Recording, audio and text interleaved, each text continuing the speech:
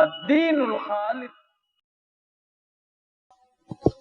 الحمد لله نحمده ونستعينه ونستغفره ونؤمن به ونتوكل عليه ونعوذ بالله من شرور أنفسنا ومن سيئات أعمالنا من يهده الله فلا مضل له ومن يضلل فلا هادي له وأشهد أن لا إله إلا الله وأشهد أن محمدا عبده ورسوله أرسله بالحق بشيرا ونذيرا بين يدي الساعة من يطع الله ورسوله فقد رشد ومن يعصيهما فإنه لا يضر إلا نفسه ولن يضر الله شيئا.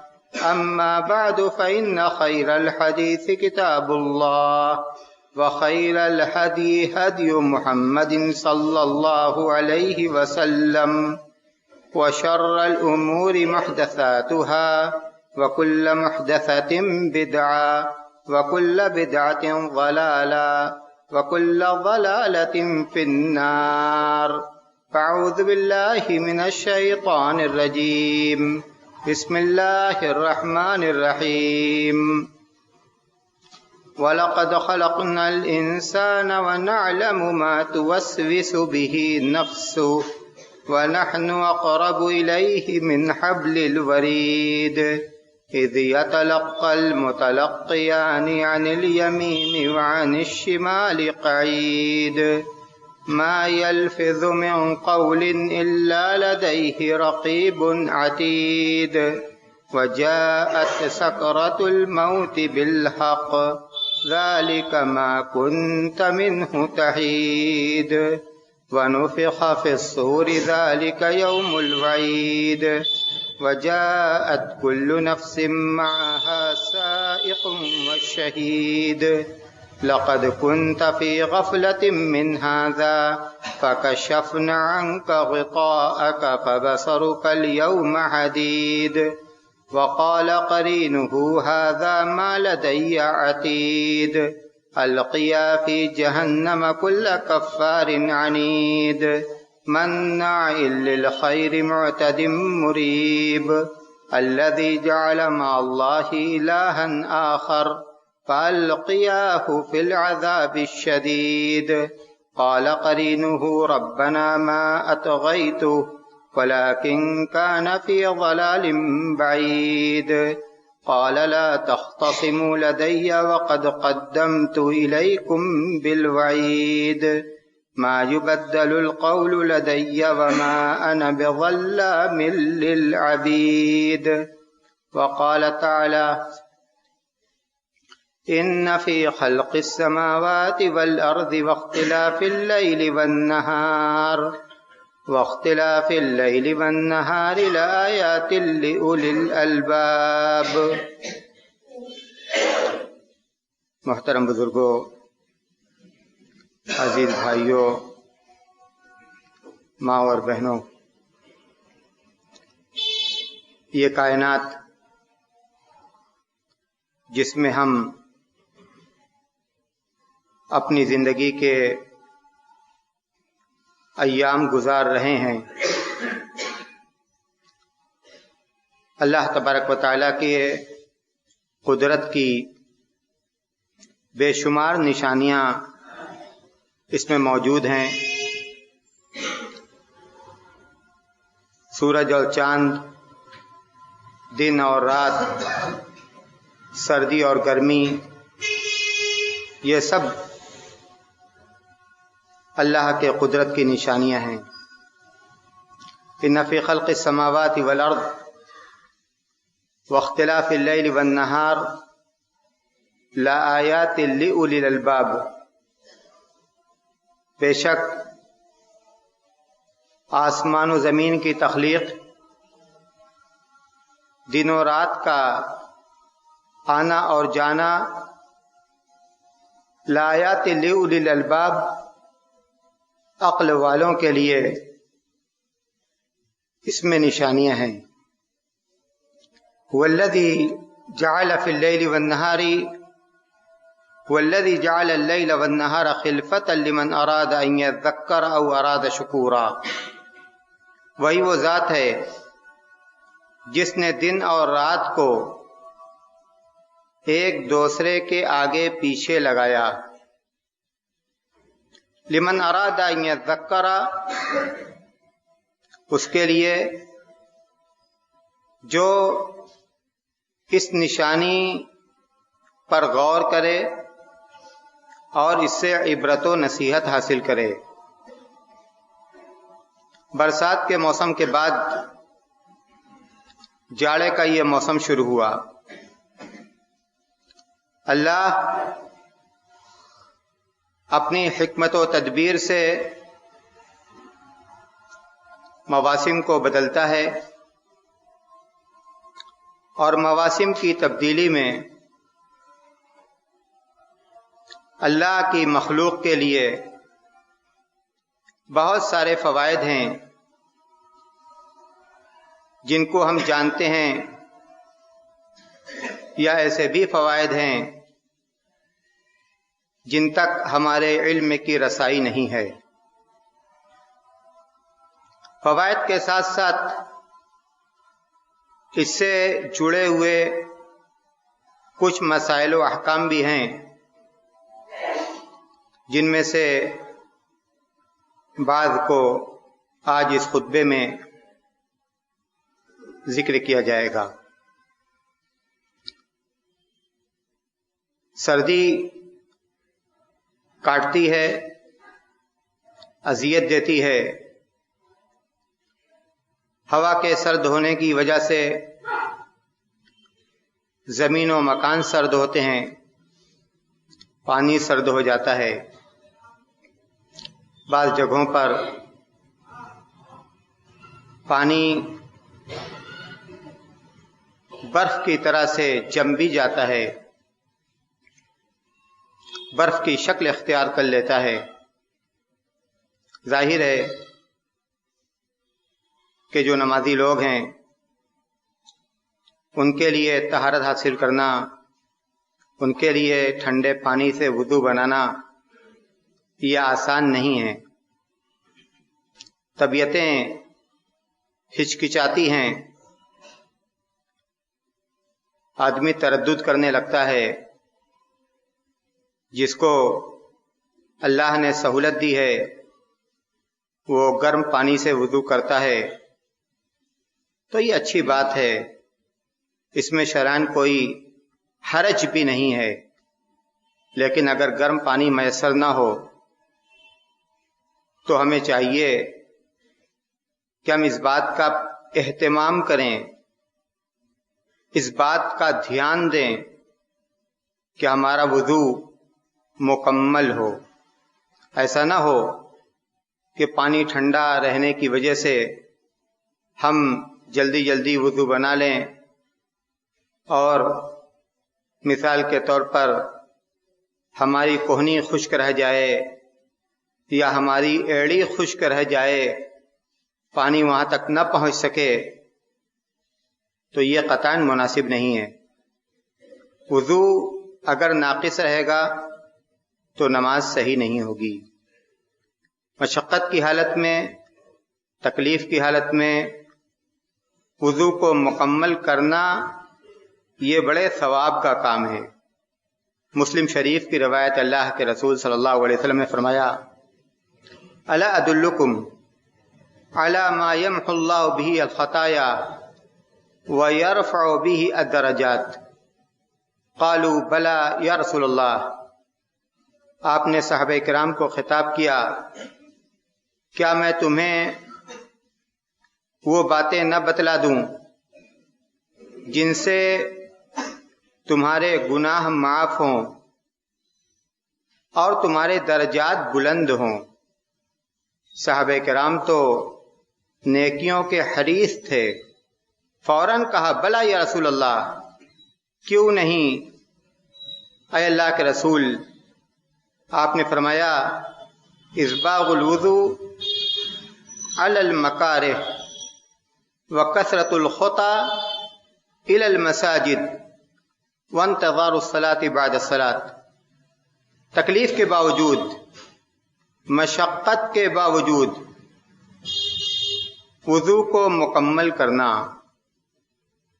مشقت کے باوجود وضو کو مکمل کرنا، وکثرت الخطی الی المساجد، اور مسجدوں میں جانے کے لیے دور کی مسافت کو طے کرنا۔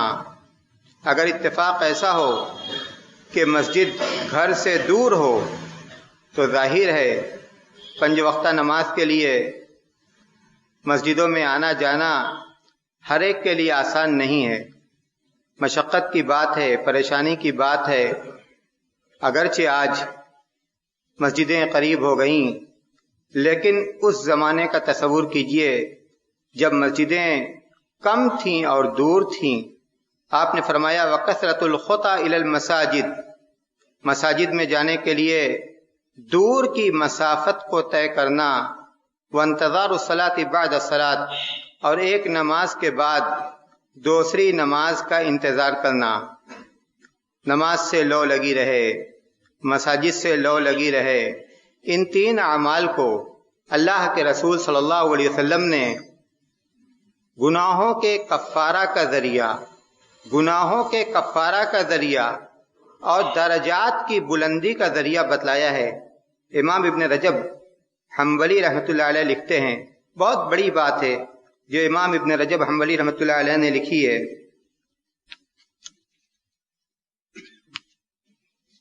وہ کہتے ہیں کہ لا ریب ان اسباغ الوضوء فی البرد یشق علی النفس وتتألم به وكل ما يؤلم النفوس ويشق عليها فإنه كفارة للذنوب۔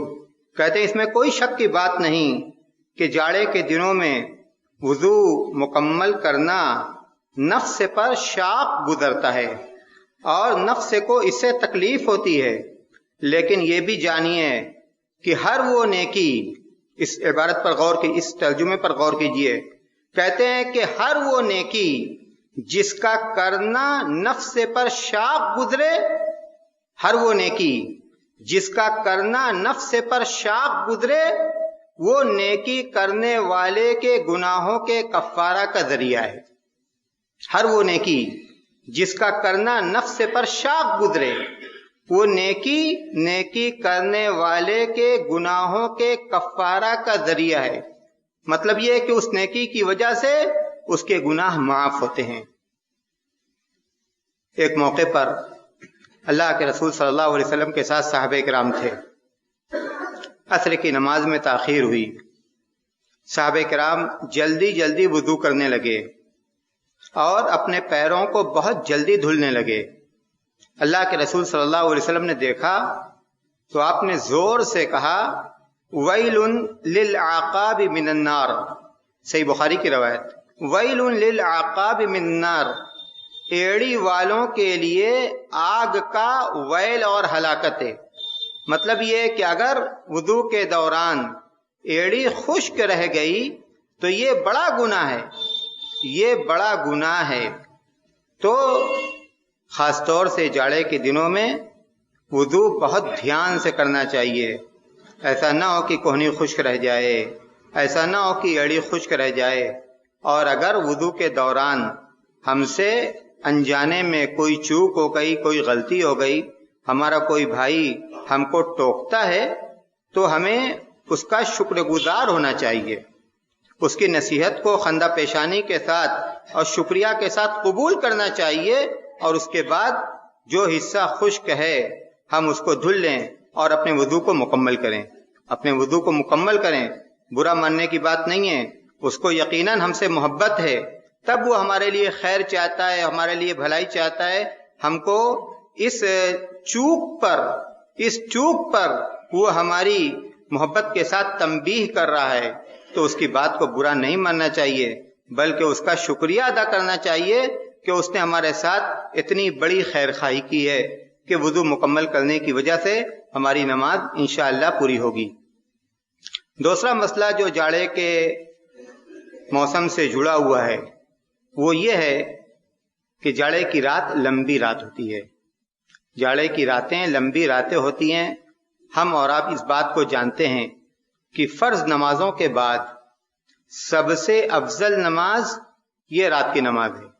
اللہ کے رسول صلی اللہ علیہ وسلم نے فرمایا افضل الصلاۃ بعد الفریضہ صلاۃ اللیل.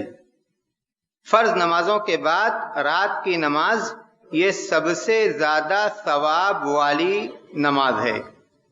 اور قرآن کریم میں اللہ تبارک و تعالیٰ نے اپنے نیک بندوں کے اوصاف میں سے اس وصف کو خاص طور سے بیان کیا. کانوا قلیلا من اللیل ما یہجعون، وہ رات کو بہت کم سویا کرتے ہیں.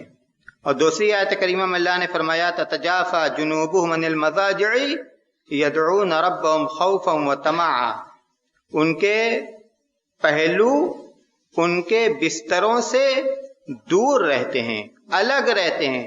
مطلب یہ ہے کہ وہ رات کے بعد اوقات کو اپنے رب کی عبادت میں گزارتے ہیں. ایسا نہیں ہوتا کہ پوری رات سوتے ہوئے گزار دیں. رات کی یہ نماز کتنی فضیلت والی ہے، اس کا اندازہ ہم اللہ کے رسول صلی اللہ علیہ وسلم کی اس صحیح حدیث سے لگائیں. اللہ کے رسول صلی اللہ علیہ وسلم فرماتے ہیں علیکم بقیام اللیل فإنه داب الصالحین قبلکم وقربۃ الی اللہ ومنہاۃ عن الاثم وتکفیر للسیئات ومطردۃ للداء عن الجسد. رات کی نماز کے فوائد کو اللہ کے رسول صلی اللہ علیہ وسلم نے اس صحیح حدیث کے اندر فرمایا ہے. آپ نے فرمایا کہ رات کے قیام کو لازم پکڑو، رات کے قیام کو لازم پکڑو. کیوں؟ فإنه داب الصالحین قبلکم، تم سے پہلے جو نیکوکار گزرے ہیں یہ ان کا طریقہ ہے. دوسری امتوں میں بھی جو نیکوکار تھے، متقی تھے، پرہیزگار تھے، وہ تہجد گزار ہوا کرتے تھے، تہجد گزار. اور وقربۃ الی اللہ، اللہ کی قربت حاصل کرنے کا ذریعہ. جو تہجد گزار ہوتا ہے وہ اللہ کا مقرب بندہ ہوا کرتا ہے. ومنہاۃ عن الاثم، اسی کے ساتھ ساتھ تہجد گزاری کا ایک فائدہ یہ ہے کہ یہ تہجد گزاری اس کو گناہوں سے روکے گی. رات کی نمازیں اس کو گناہوں سے روکیں گی. وتکفیر للسیئات، اور اس کے گناہوں کی مغفرت کا یہ رات کی نمازیں ذریعہ بنیں گی. اگر بشری تقاضے کے مطابق اس سے گناہوں کا صدور ہو بھی گیا تو یہ رات کی نمازیں اس کے لیے کفارہ بن جائیں گی. ومطردۃ للداء عن الجسد، اور اسی کے ساتھ ساتھ رات کی نمازیں جسم کو بیماریوں سے دور رکھیں گی. اندازہ لگائیے اس رات کی نماز کے فوائد کا. اللہ کی قربت اس سے حاصل ہوگی، گناہوں سے آدمی محفوظ رہے گا، گناہوں کی بخشش کا ذریعہ، صحت اور تندرستی کا راز. مطردۃ للداء عن الجسد، یہ رات کی نمازیں جسم کو بیماریوں سے دور رکھیں گی. سلف کے اقوال کو دیکھیے، وہ خاص طور سے رات کی نمازوں کا کتنا اہتمام کرتے تھے اور ایک دوسرے کو اس کی کس قدر ترغیب دیا کرتے تھے. حضرت عبید بن عمیر، کان عبید بن عمیر یقول اذا جاء الشتاء یا اہل القرآن طال اللیل لصلاتکم وقصر النہار لصیامکم فاغتنموا. جب جاڑا آتا تھا تو حضرت عبید بن عمیر کہتے تھے اے قرآن والوں، اے قرآن والوں، رات لمبی ہوئی اس لیے تاکہ تم نمازیں پڑھو، رات لمبی ہوئی اس لیے تاکہ تم عبادت کرو، اور دن چھوٹا ہوا اس لیے تاکہ تم روزے رکھو. فاغتنموا، تو اس موقع کو ضائع مت کرو. یہ جو موقع ہے، یہ جو فرصت ہے، اس سے تم فائدہ اٹھاؤ. یحییٰ بن معاذ رحمت اللہ علیہ کہتے ہیں کہ اللیل طویل، اللیل طویل فلا تقصرہ بمنامک والنہار نقی فلا تدنس بآثامک، کہتے ہیں کہ رات لمبی ہے، جاڑے کی راتیں لمبی ہوا کرتی ہیں، فلا تقصر بمنامک، تو تم سو کر ان راتوں کو ضائع مت کر دو، سو کر ان راتوں کو ضائع مت کر دو۔ اور دن صاف ستھرا ہوتا ہے تو دن کو اپنے گناہوں سے آلودہ مت کرو۔ مطلب یہ ہے کہ جاڑے کی راتوں سے بھی فائدہ اٹھاؤ اور جاڑے کے دنوں سے بھی فائدہ اٹھاؤ، راتوں میں بھی عبادت کرو اور دن میں بھی نفل روزہ یا اور دوسری عبادت کی جو شکلیں ہیں اس کو تم ادا کرو۔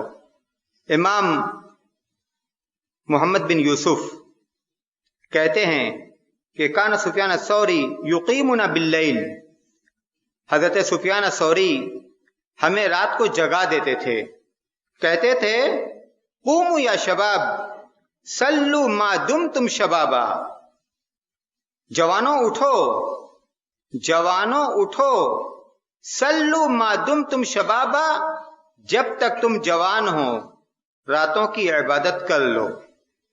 آج ماحول اس کے برعکس ہے، آج ہم یہ سمجھتے ہیں کہ جوانی کے ایام اور زندگی کا یہ مرحلہ کھیل کود کا اور موج مستی کا مرحلہ ہے، لیکن سلف کو دیکھیے وہاں معاملہ اس کے برعکس تھا، کہتے تھے کہ سلو ما دمتم شبابا، جب تک تم جوان ہو، ہاتھ پیر میں طاقت ہے، تب تک تم راتوں کو قیام کر لو، عبادت کر لو، نیکی کا توشہ اختیار کر لو۔ تو یہ جو موقع جاڑے کی راتوں کی شکل میں ہمیں فراہم ہے، اس موقع کو اور اس فرصت کو ہمیں ضائع نہیں کرنا چاہیے۔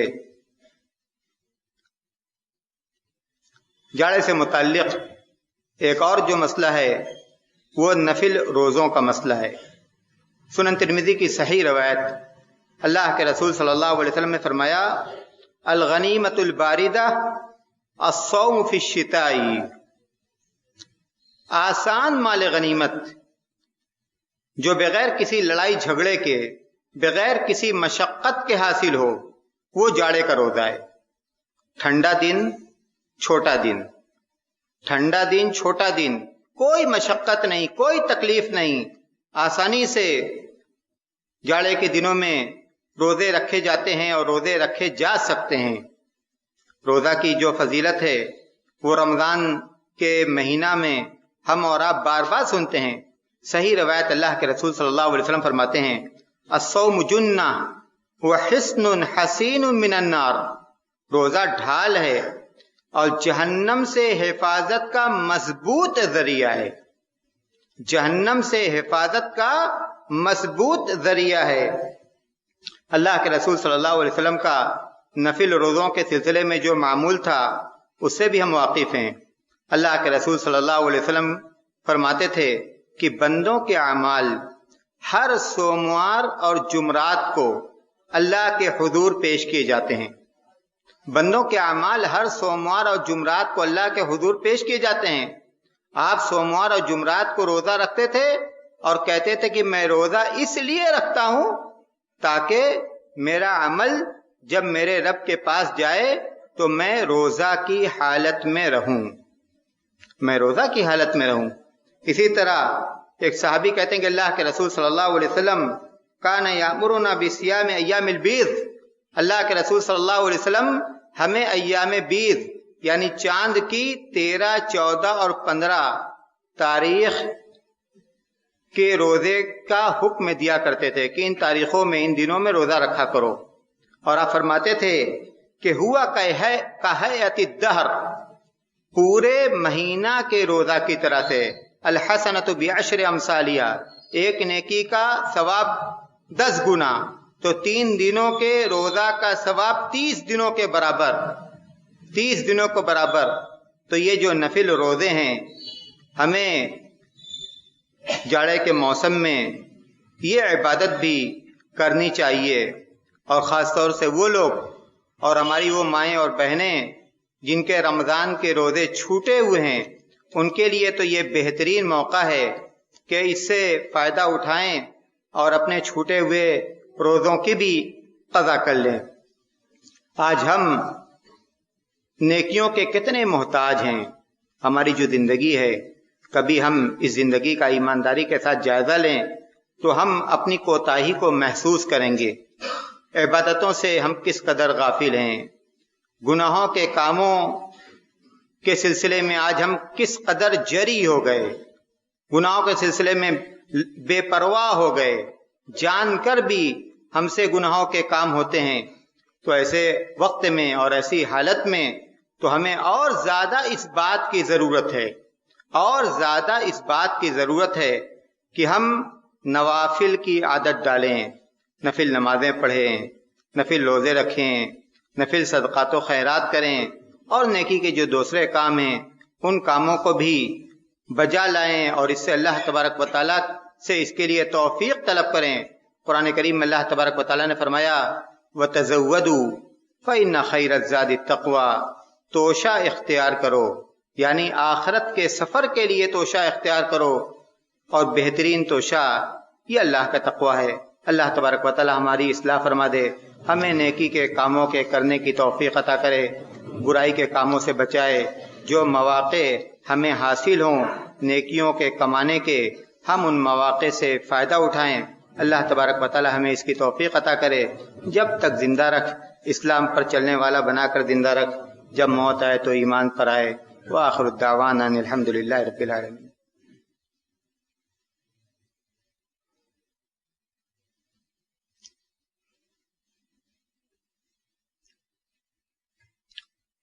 الحمد للہ نحمده ونستعینه ونستغفره ونؤمن به ونتوکل علیہ ونعوذ باللہ من شرور انفسنا ومن سیئات اعمالنا من يهده الله فلا مضل له ومن يضلل فلا هادي له واشهد ان لا اله الا الله واشهد ان محمدا عبده ورسوله اما بعد فاعوذ باللہ من الشیطان الرجیم بسم اللہ الرحمن الرحیم ان اللہ وملائکته يصلون علی النبی یا ایھا الذین آمنوا صلوا علیہ وسلموا تسلیما اللهم صل علی محمد وعلى آل محمد كما صليت على ابراہیم وعلى آل ابراہیم انك حمید مجید اللهم بارک علی محمد وعلى آل محمد كما بارکت علی ابراہیم وعلى آل ابراہیم انك حمید مجید عباد اللہ رحمکم اللہ ان اللہ یأمر بالعدل والإحسان وإیتاء ذی القربى